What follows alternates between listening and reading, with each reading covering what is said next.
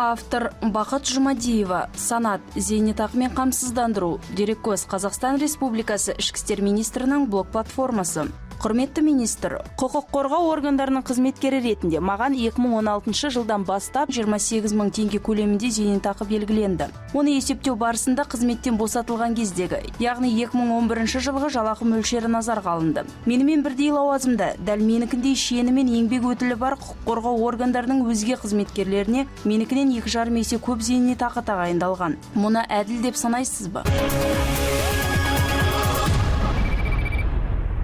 Құрметті Бақыт Қожабекқызы, Қазақстан Республикасының зейнетақы жүйесін 2030 жылға дейін дамыту тұжырымдамасы мен 2016 жылдан бастап заңға енгізілген өзгерістер мен толықтыруларға сәйкес 1998 жылдың 1 қаңтарынан кейін жұмысқа кірісіп, 2016 жылдың 1 қаңтарына дейін еңбек өтіліне қарай зейнеткерлікке шығуына байланысты жұмыстан босатылған тұлғалар 2016 жылға дейін қолданыста болған заңнама бойынша зейнеткерлікке шыға алады. Дей тұра, олар бюджет есебінен 2016 жылдың 1 қаңтарына дейін аударылған зейнетақы төлемдерінің 50%-ын қайтарулары тиіс. Қызметтен босатылған кезден кейінгі 2016 жылға дейінгі уақыт аралығындағы ақшалай қамтамасыз ету көлемі мен зейнетақы төлемдері индексацияланбайды. Жоғарыда айтылғандарға сәйкес, зейнетақыңыз заңнамаға сай, қызмет істеген жылдарыңызға қарай дұрыс есептелген.